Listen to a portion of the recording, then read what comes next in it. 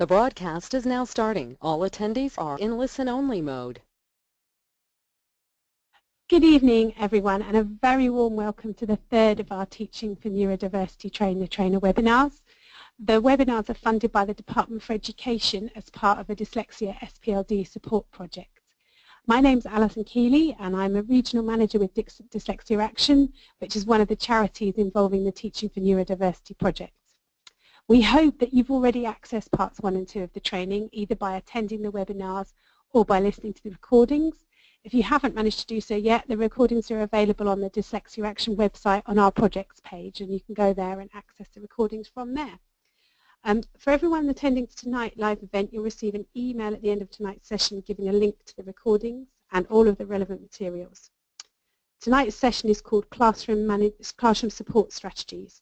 As with parts 1 and 2, the materials you'll see in the webinar have been developed by a consortium of leading charities, and this includes the British Dyslexia Association, Dyslexia Action, the Dyscalculia Foundation, Helen Arkell and Patos, and with additional input from people like Steve Chin, Vincent O'Regan, who's an ADHD expert, and ICANN, who focus on SLIs and also ambitious about autism.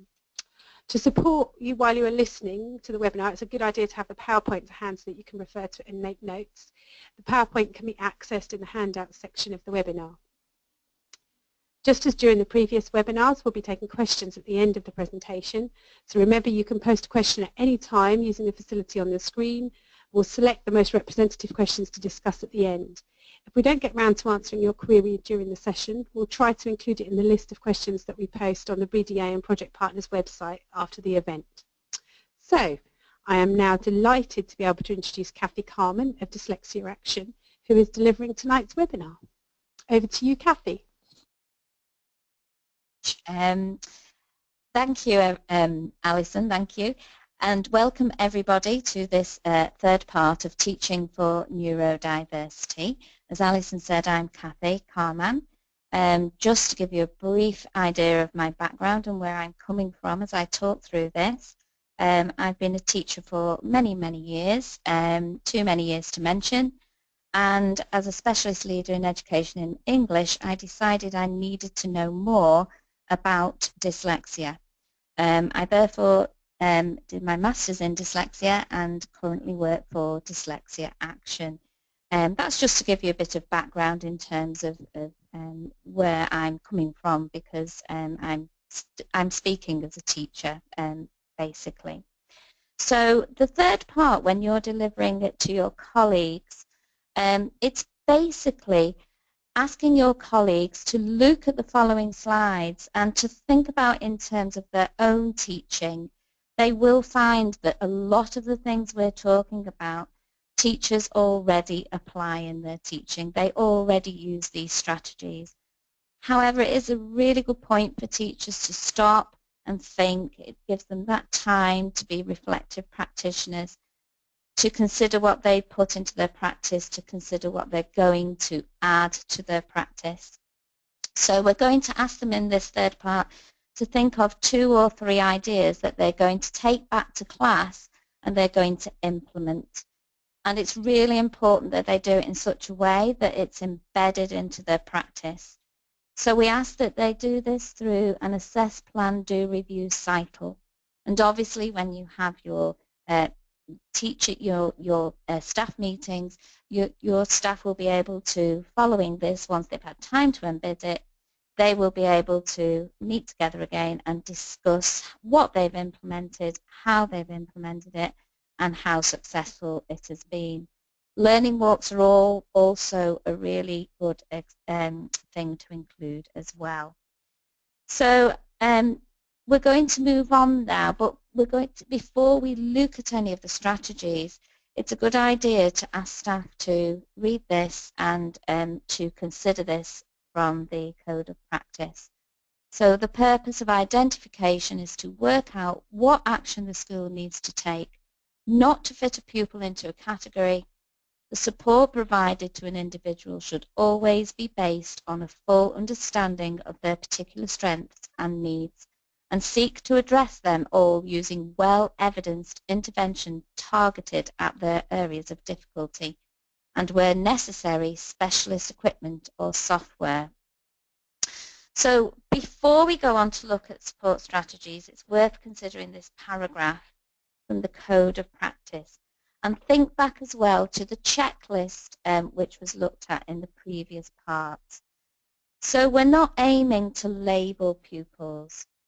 It aims to increase our understanding of pupils' strengths and needs so appropriate interventions can be put in place. However, we're at the point where we are thinking about in terms of looking at these strategies is that we're not labeling children, but it's always critical to put support in place as soon as a need is identified rather than waiting for further assessment.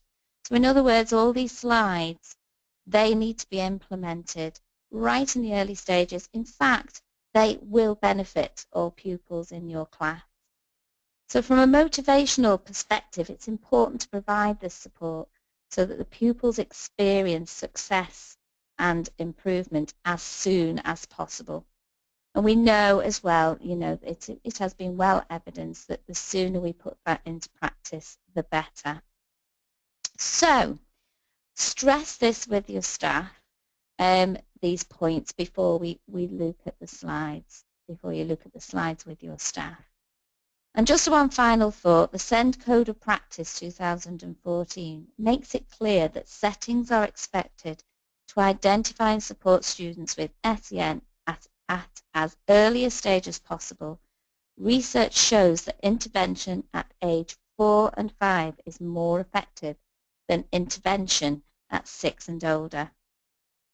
And we know that as a requirement, we are expected to make reasonable adjustments for these pupils. So basically what we're talking about fundamentally is quality first teaching within the Code of Practice. Okay, so let's go on to the slides then that you will be covering with your staff. So in the notes you will see that it's got sort of for you to go through why and to then consider how that we need to consider to boost self-esteem for pupils. We need to consider ways in order to do that. So we all know that younger learners in EYFS and Key Stage 1, it's really important to protect that self-esteem. If that self-esteem hasn't been protected, that's when pupils become vulnerable. So self-esteem needs to be carefully nurtured and improved. And if we look at ways in which we can do that with staff, a main one, a key one, is looking at the pupil's strengths. So again, we're going back to our checklist. Always emphasize the strengths. Encourage the pupil to understand their own strengths. Always emphasize the positive and what a learner can do. But also when we're praising, make that praise specific and descriptive. So we're not overpraising and we're not making praise too general. Children know when they're being patronized, and we all know that as teachers. So because teachers are the best at knowing their pupils, teachers can decide whether that praise can be given on a one-to-one basis, in a private way, in a quiet situation.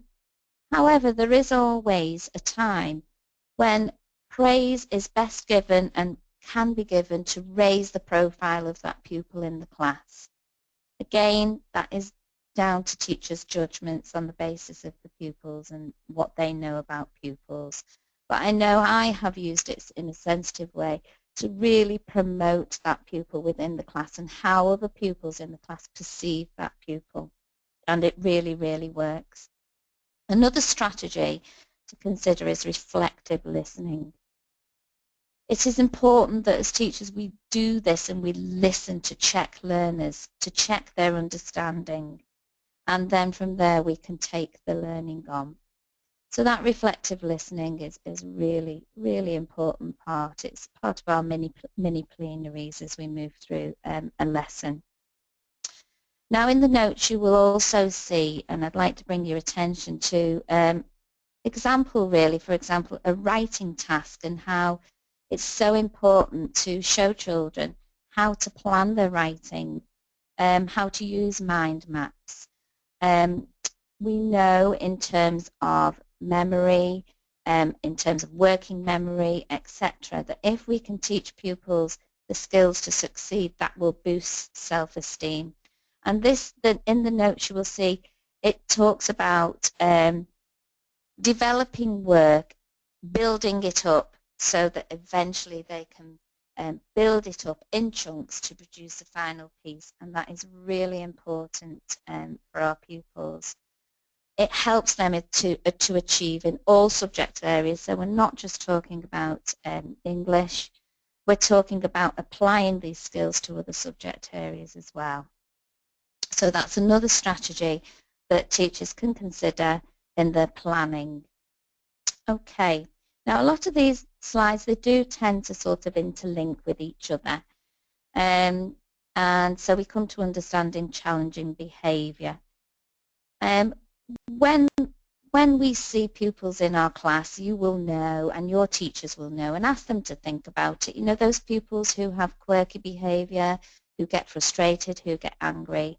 But also ask them to consider the pupils who are quieter, the pupils who do not want to be noticed, the pupils who withdraw. Some behaviours can be very well concealed. And they can cover up anxiety. But parents will say, you know, they've been very upset at home and they've been very stressed or worried about this.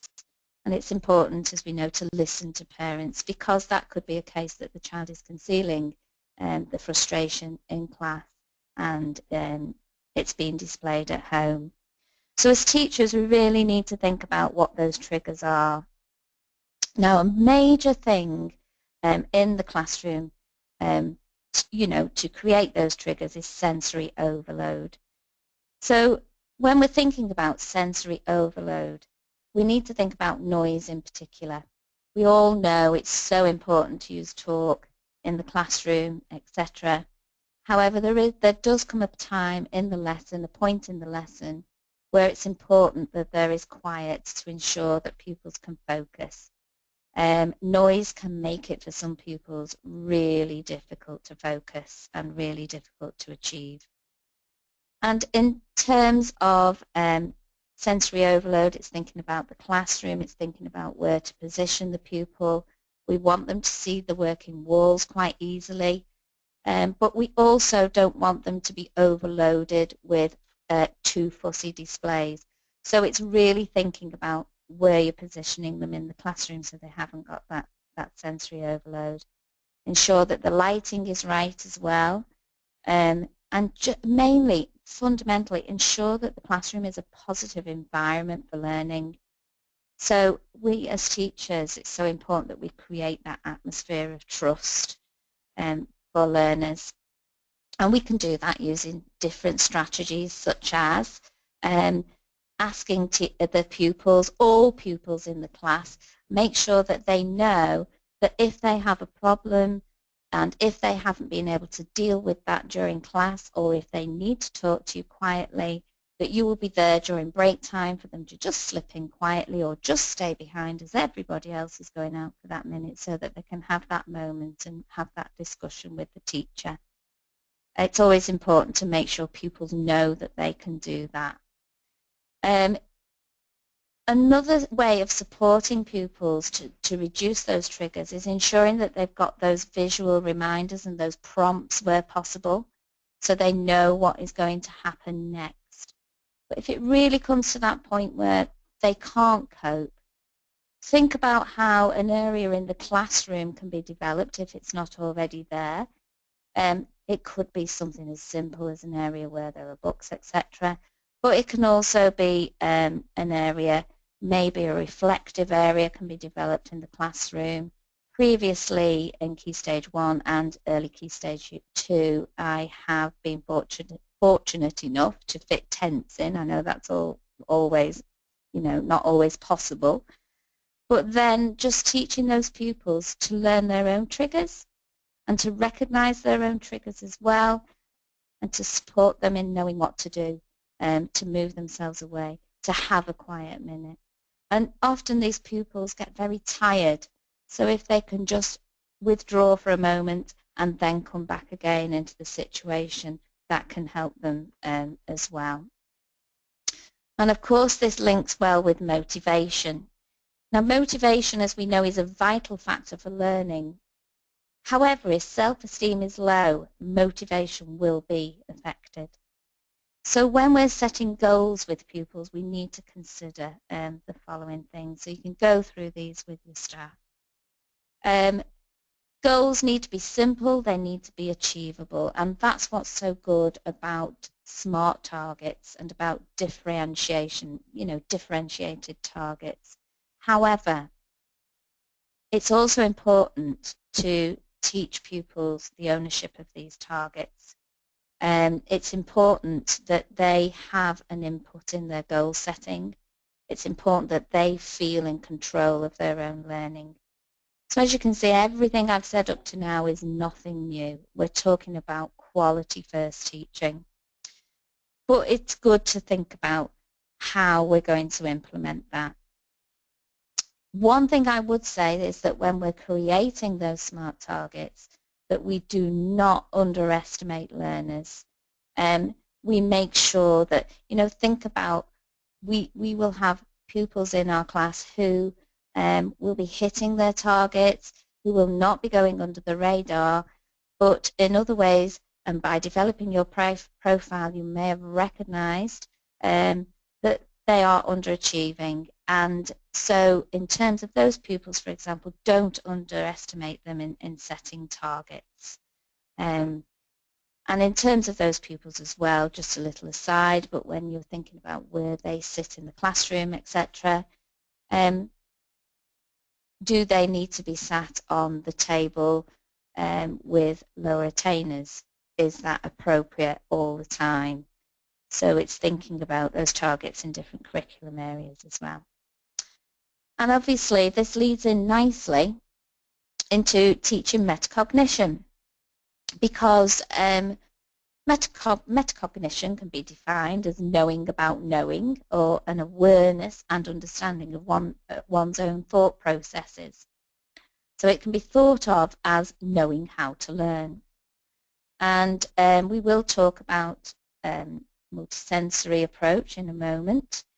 But if our learners know where their strengths are, if they know how they learn best, then that can really help them in their learning. So it's not just taking control of their learning and taking ownership of their learning, but it's recognizing those strengths. And again, we're linking back to the checklist, developing the profile, and that will support your staff in supporting pupils to identify those strengths. One example is using education passports in this, and also looking at pupils' strengths so that they can support other pupils. Other strategies such as teaching on, that's a really good strategy to use. We know that if children teach on, pupils teach on, they are more likely to understand it and to learn it. And peer support and buddy up and so on, they're all strategies which we already use and we can think about using in this way. So it's basically, I know I used to use the www.success, where we talked about what are we going to learn, what is the best way to learn this, what are we going to do to learn it, what techniques and strategies, and then how do we know that success part, how will we know when we've succeeded. So teaching metacognition is a really good one to apply. A simple one, but an extremely effective one, is use of positive language. Okay, so you can start with your staff, tell them not to do something and see if they actually do it. You tell somebody, don't look out of the window, that's what you're so tempted to do. Don't check the time, see what they do, just to make that illustration. Use of positive language is so important to help build self-esteem. Okay, so in the notes on the PowerPoint, you'll see that we've got the how section, And we've got examples of sentence openers to support this in how we can start those sentences. But we also need to think about using the word but. I know I've been very guilty of this previously. This is a really good piece of work, but, okay, and then we follow with the negative.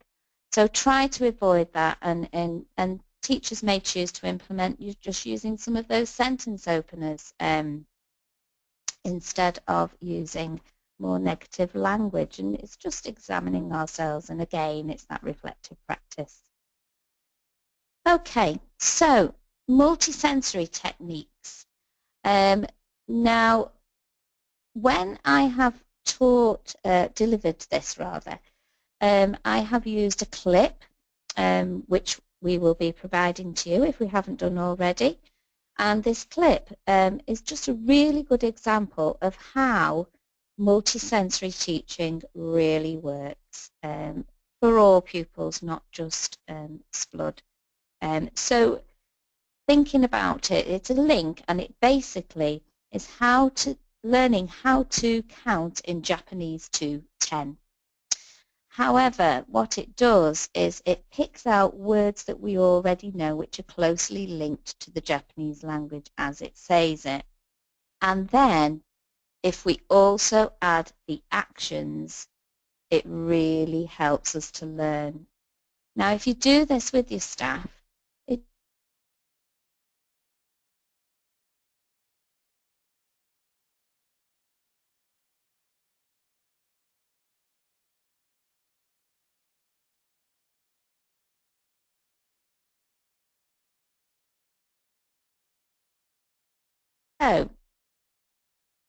okay, I'll just continue now. I've just been notified that we're reconnected. So you can use that link to help you to demonstrate this with staff, and then they can consider how to adapt their planning in their teaching and so on. Using all the senses we know. Hi, Kathy. Sorry, could you just go back just before where you were talking about the Japanese numbers and the strategy for taking notes. We completely lost you. Lovely. Thank you very much. Okay, so if we use the Japanese numbers just to show staff, to illustrate to staff how, you know, even we as adults learn, we learn it at a faster pace, and we learn it more securely if we can link it to words that we already know, if we can link it to our prior knowledge, and if we can link it to actions. So we're using all of our senses in that way. Okay, so then just another strategy to use as well is use a woggle, what a good one looks like. So never underestimate the power of modelling.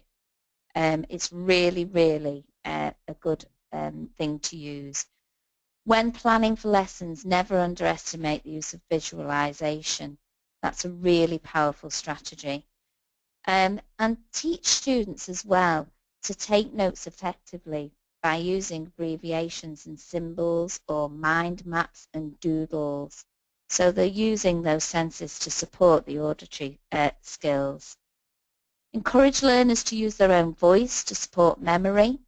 So we all know there's lots of devices we can use for that.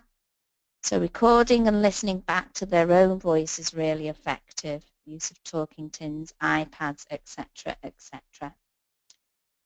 Think about as well, just to include movement as often as possible, that kinesthetic learning. I know just for example, it helps in learning times tables, etc. But it also, for example, in drama, using drama to develop writing, because it then supports them in sequencing and structuring their writing, as well as developing vocabulary and doing lots and lots of oral rehearsal before they begin writing. So that obviously can be used cross-curricular as well. So remember, with all the strategies that you can see in the notes section in the PowerPoint there, as you go through some of those with staff, just really stress that, you know, explicit instructions need to be shown, examples need to be shown, as well as the multisensory learning. Now, giving one instruction at a time, as teachers, and I know I've been guilty with this, and I might have said, right, can we do this? But first, can we do this? And it only serves to confuse our pupils. So it's really important that we give one instruction at a time. We make sure those instructions are not too verbally overloaded, thinking about our pupils with limited memory shelf. But we also ensure that we say things in the correct order. And that, again, is just that reflection of our own practice. So when we repeat instructions, we don't necessarily need to get louder and louder. We may need to slower our pace. We may need to restructure a sentence, or we may need to add a different word to ensure that the vocabulary is understood. But we don't need to get louder. Now, this section, make text reader friendly. You can see in the notes there we've got quite a lot of information in ways in which we can make text reader friendly. We need to be aware that we're talking about 20% of people suffer visual stress. So we can go into iPads, we can change things in the iPads and on computers, the backgrounds, etc., etc. So be aware of that, and if have a play with the iPad and sort of find ways in which you can do that for pupils if you have those with the visual stress. We know about with certain pupils thinking about colours and so on and so forth, but even thinking about PowerPoints when you're planning your lesson and developing PowerPoints, think about the background which you're using and so on and so forth. Think about the PowerPoint and it not having too much information on one page, for example, as well. So we've got a list here of different things that you can go through with staff as well, that they can consider in terms of what they're using, either in PowerPoints or in work that they're preparing, etc., etc. And it's got things such as avoiding block capitals, underlining and italics, which I found really interesting. It says to use bold for emphasis, that's fine. And it talks about the sans serif font as well, in terms of that being easier for most pupils to read. It talks about line spacing, so again, when we're creating those worksheets, think about the line spacing, think about maybe bigger spaces between paragraphs as well as line spacing. And some children benefit from a slightly bigger spacing between words as well. So you can consider all of those things when you're developing PowerPoints or anything that you're preparing for children to use. So you can go through that and staff can have a think about implementing those things. And there's further reading as well in the notes section in the PowerPoint. Now this, I found when I became aware of it, was the biggest, it had the biggest impact on my teaching. It allowed all pupils to be on task. So those pupils who, you were constantly ensuring that you're engaging all pupils, and when I allowed more think time, I engaged more pupils. I know it's sort of like counteracting it with the pace of your lesson, but knowing pupils, we can do it really well as teachers. So slow processing speed, you can see in the notes there, slow processing speeds are a common feature of many SPUDs. So never underestimate how long it can take some students to process verbal material, written or spoken. If we don't allow them to do that, we will lose them. They will not be on task. Okay, and there's some pointers there as well. Never put a pupil on the spot in front of the rest of the class. Just things to consider. Slow down the rate of speaking. There has been much research into this, and at least 3 seconds seems to be the magic number. So if we can give that think time and we can consider that in our teaching, it does make a really, really positive, a hugely positive impact. And another useful strategy as well is allowing rehearsal time.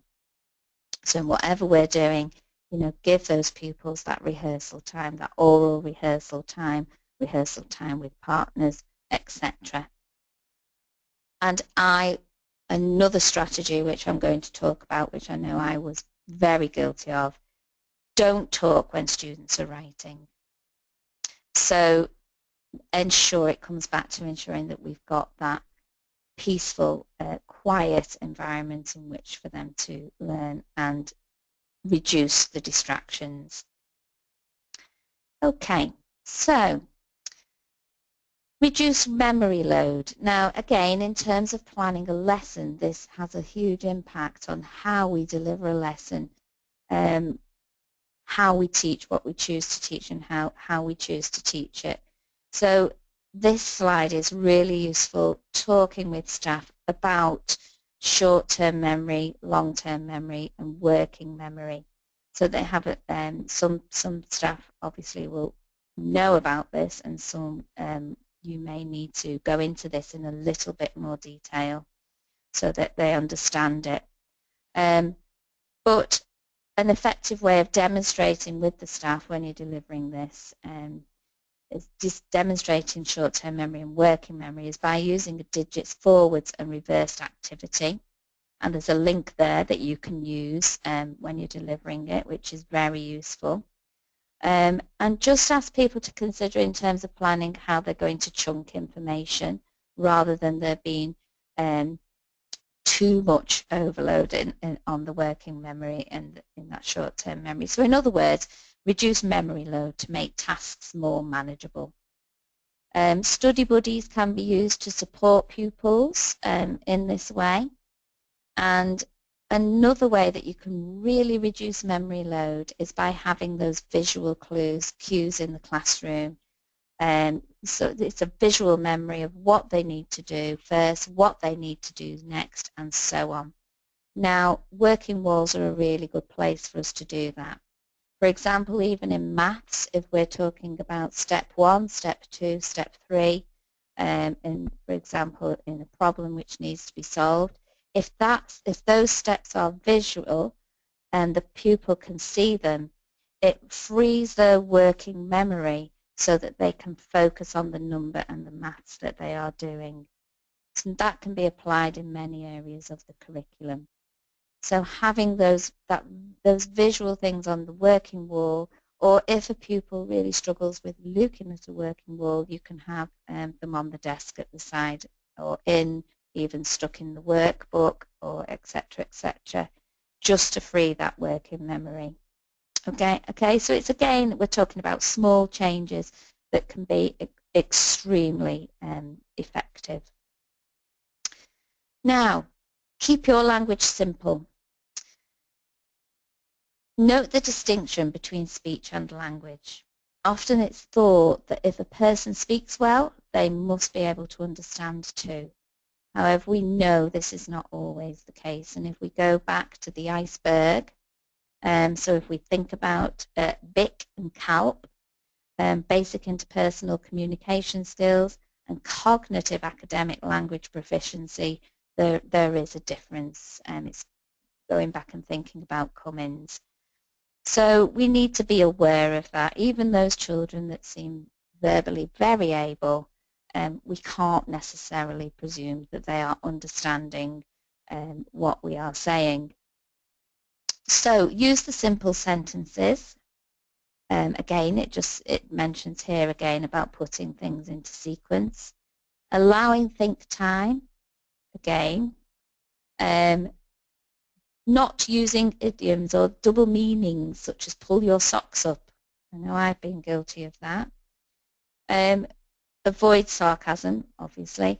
Always think about how what you are saying might be construed by students. Just really thinking about that. So encourage alternatives to handwriting. There's always, particularly Key Stage 1 and early Key Stage 2, there are issues in which and decisions to be made around a pupil and whether they continue to develop their writing, or whether we use alternatives to handwriting. And again, the teachers that, as professionals, will be able to make those decisions. However, handwriting requires fine motor skills and smaller movements, which some pupils find difficult, and poor handwriting can be a red flag for dyspraxia, etc. It can become very, very frustrating. Now, when we talk about using laptops and tablets, etc., in the ideal world, it would be lovely if we could use those in an inclusive way, something to aim for. So in other words, the pupil who requires the use of the laptop is not the only person using the laptop or using the iPad, and that's fantastic. If that takes place, that's great. So encourage the use of laptops and tablets and teach touch typing, and consider the use of speech-to-text software. There's lots of assistive technology. We've got some of the information here. But if handwriting is absolutely necessary, avoid the need to copy from the board. That is really key. It's a really difficult skill for pupils with SPLUD. And again, copying homework from the board. It's a really difficult skill. Or just remembering verbally homework. It's a really difficult skill. So it's finding those alternatives that we can use. Okay, and we've got a list here as well for teachers to consider in terms of ensuring pupils sit facing the board so that they're not having to turn around and turn back again as they're writing. To make sure that the learner can sit with the bottom at the back of the chair, and the table should always be at an appropriate height. And just make sure, checking writing tools, etc., etc. Okay, so gross motor skills are also common to many SPLUDs, and we need to think about how we can support them in terms of making changes for PE and technology, etc. So we need to make things as easy and as speedy as possible. Now, just a silly little thing that I used to do was basically I used to sort of have a little song. So in Key Stage 1 Foundation, we would have a song. I won't sing it to you now. I won't subject you to that song. But it was basically, this is the way we take off our shoes, this is the way we take off our socks, and it helps pupils to sequence dressing and undressing, makes it fun, just takes away that stress element. So that's just one example there. But we've got some further reading there related to dyspraxia. Okay, now teach organisational skills. We always know the pupil who comes in who is not ready for learning because those basic routines which they're asked to follow, they struggle. Even on the things that they do on a daily basis, they struggle to remember what to do first, what to do next, and then the lesson is starting, and then they're not quite ready, and then already they've fallen behind, and they've lost track with what is happening. So again, we can use those visual timetables to support them in this way. Even if it's a visual timetable on the desk that they can see, so when they come in the morning or when they're going home in the evening, they've got a checklist to check that they've got all their things and they can organise themselves in that way. It's giving them that independence to do that in that way. Teach them how to use planners and filing systems and even colour coding for different subjects. That often helps as well. So many apparent organisational problems stem simply from the fact that the learner just did not get the information down. So again, if it comes back to copying off a board, it's not always the best way for pupils with SPLUD to get that information. Think about using photographs, and again, think about using recording devices. So lots of different things that we can use there, lots of ideas. Okay, so assistive technology again, we want it to be inclusive. And there's a wealth of assistive technology available, much of which has been developed by designers who themselves have special SPLUD. The range of available tools and programs is constantly expanding and developing. So we've got some how there. Familiarize yourself with what's out there. There are lots of different things that can be used. Check out our Tech Thursday from Dyslexia Action. That's got really good ideas that you can use. Consider how the technology that is already available to the students can be used to support their learning. Encourage those laptops and tablets and teach touch typing. Don't just presume that pupils, if we use assistive technology, that they can use it. Don't just presume that. Ensure that they know how to use it and they can use it effectively. That's a really important point to make.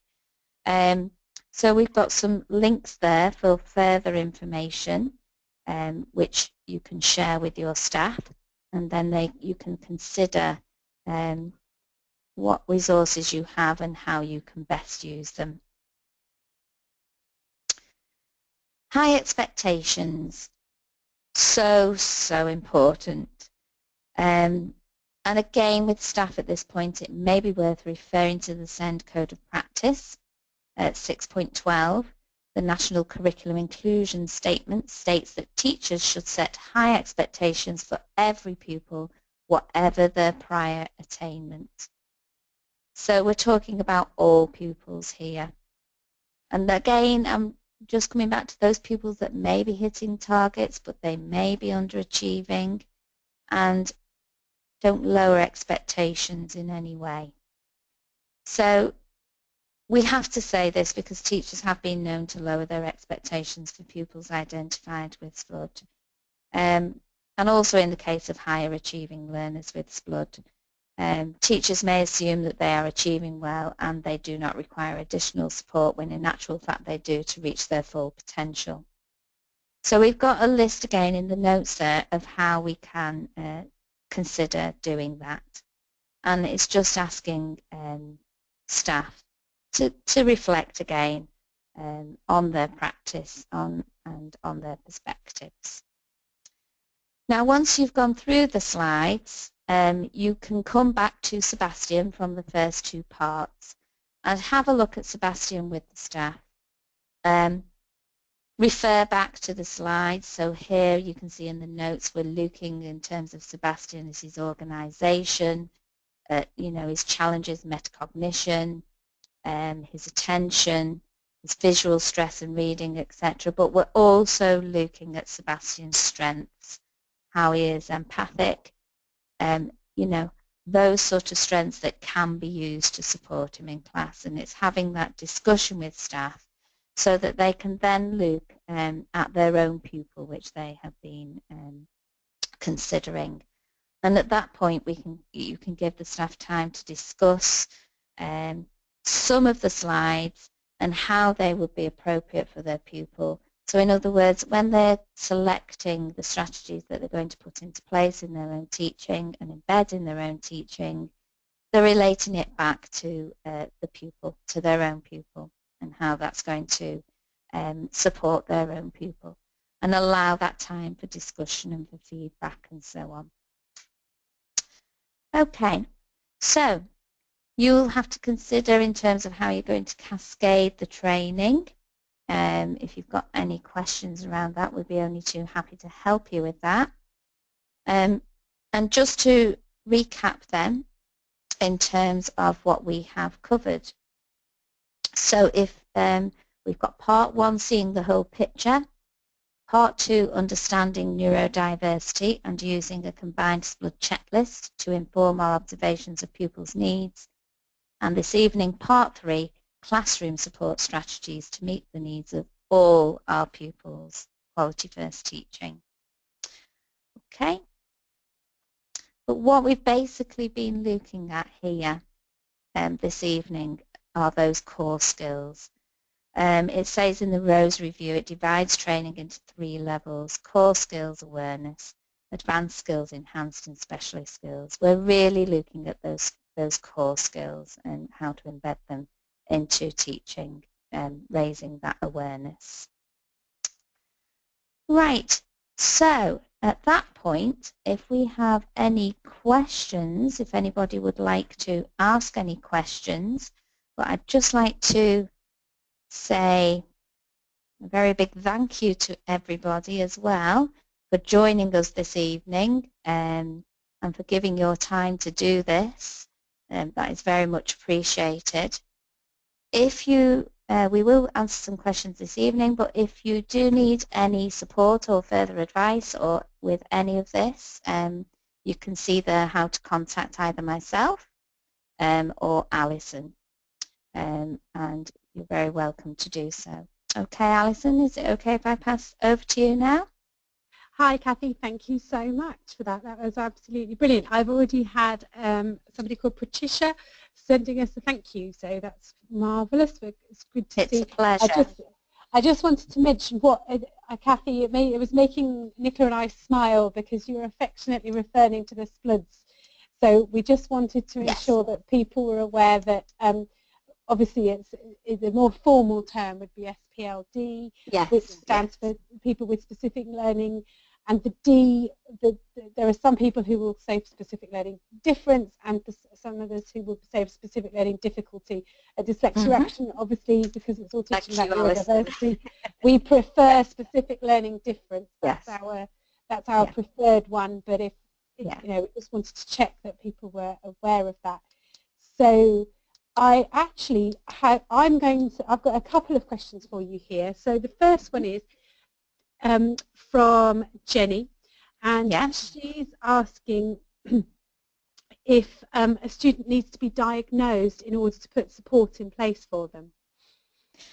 No, most certainly not.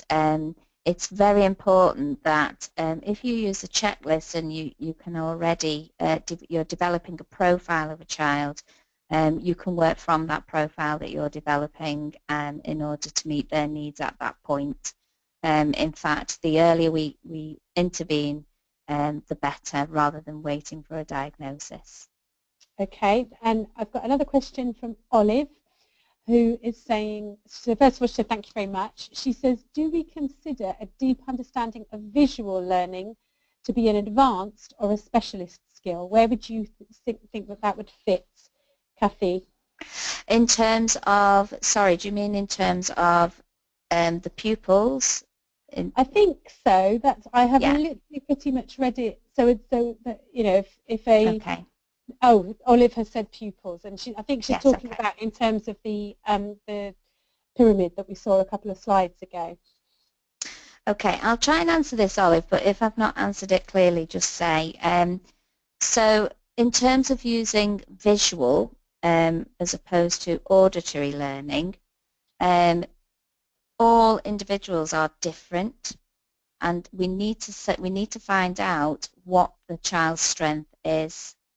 Now, if we're using multisensory teaching initially, then that will cater for all our pupils. However, for example, if you do have a child who either has a screening test or a diagnosis, particularly in a diagnosis report, it's important to look at the report, because that report will give you information onto in their cognitive ability. And it will give you, it will show you an indication and show you the strengths. And if those strengths are visual and they're visual learners, then you'll be able to see that in the report and you'll be able to respond to it appropriately in your teaching. So it's really important to look for that you know, further down the line when there is a diagnosis. But if at that core level, you know, we're talking about the first waves in the code of practice, if we're using that multisensory teaching, then we've got that quality first teaching and we're providing that anyway. So hopefully that answers the question. That's brilliant. Thank you, Kathy. Olive hasn't commented again, so I'm hoping we're there. But obviously, Okay. she has our contact details, and we're more than happy for people to get in contact with us personally. Right. Okay. So I have a question from Andrea, who is asking us about weekly spelling. So what she is saying is she's noticed that many children in the spelling test can actually spell the words if you give them tactile cursive letters to lay out. But what they find difficult is writing the word because they're difficulties with reversals, etc. So she is advising teachers to let pupils spell the words using the letters they can feel and touch, Exactly. and allow them That's to very copy good the word. advice. Ah, Yes. fantastic. Her question was she right in doing this? Yes. That's a very good strategy to use, and it's also we're coming back to that repetition and overlearning as well. But yeah, excellent. Use the different senses, you know, sound, letters that they can touch, and so on and so forth to support that learning. Lovely. Okay, and I have another question from Francesca. Apologies if I'm mispronouncing anybody's name. So Francesca is saying that she's found it really, really interesting this evening. She's got a question relating to a diagnosis. So there is a parent who is concerned her daughter is dyslexic, but thinks it's too early to diagnose her and is worried about her being labelled too soon. Is 5 too young to screen? So she said, she knows we said in the same code of practice that recommends intervention at 4 or 5 years, but what about diagnosing them? Okay, so diagnosis we usually only recommend from 6 years, 10 months, 7 years really, and that's because of the tests which we administer. They're only appropriate from approximately age 6 upwards. So that answers the question. So it's at this point, some of the strategies that we've talked about anyway, you can implement with the pupil anyway. And if you're developing the profile, again, we're talking about the first ways of the code of practice. If at that age we're developing that profile and we're gathering that information at a very early stage, and then as soon as it's appropriate for the assessment, there are lots of different kinds of assessments which can be used, and it's always a good thing to contact, but you know, British Dyslexia Association, Dyslexia Action, etc., and talking obviously because I'm work for Dyslexia Action, you know, we can provide consultations, free consultations to support people in choosing the right kind of assessment at the appropriate age. Okay. Okay, that was fantastic, Kathy. Thank you very much. We've had a couple of people saying thank you so much. It's really helpful. We have got a question from Sej, who's saying what can they do if they think, as well as the parents, that the child is dyslexic, but the school are overlooking it? Okay. You just need to, I'd ensure that you're aware of the code of practice in terms of the legalities and the requirements of a school to make reasonable adjustments for pupils. And as I was saying before, it's important that schools start to gather that information on pupils, and so it's having that communication and discussion around that with school and working together, just ensuring that it's a positive working relationship so that it doesn't break down. That would be my advice with that one. Okay, and then I've got we've had a few comments about spelling, so we've got suggestions about people using Scrabble tiles to help with spellings, people using using visual supports for the weekly spelling, so things like that. There was also a comment from somebody, and I'm just going to try and find it, so I need to scroll through, who was saying that they are writing their thesis around the use, their master's dissertation, apologies to Paula, around whether or not coloured overlays are effective in the reading of those children with and without a reading disability. So she's asked for some more information on that, which I think is quite an interesting topic, and obviously, you know, yes, Kathy and I will get back to you.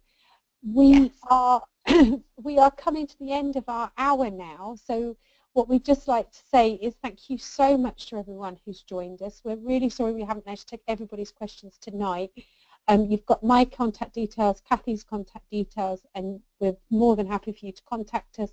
As Kathy said, Dyslexia Action does provide free advice sessions, so we'd be happy to offer those to anybody who contacts us as well. And thank you again for attending tonight's session. We hope very much that you found the series of webinars useful. Thank you to all those people who've sent us thank you comments on the questions box as well. That's really lovely to know. And it's been a really lovely evening. So we've had messages from all over the world this evening. So it's a real global webinar, which is very exciting for us to know that the message about dyslexia and other specific learning differences is going out across the globe. So thank you very, very much, Kathy. It has been an absolute pleasure. Thank you for presenting. Thank you, everyone. Thank you to everyone for attending. And yes. we have another webinar tomorrow night for secondary and another one on Thursday night for post-16. And we also still have 3 more face-to-face sessions, one for primary, one for secondary and post-16, taking place in London in the next few weeks. And if you want more information about those, please get in contact with me, Alison, and I'll be able to provide you information about that. Thank you very much and good night.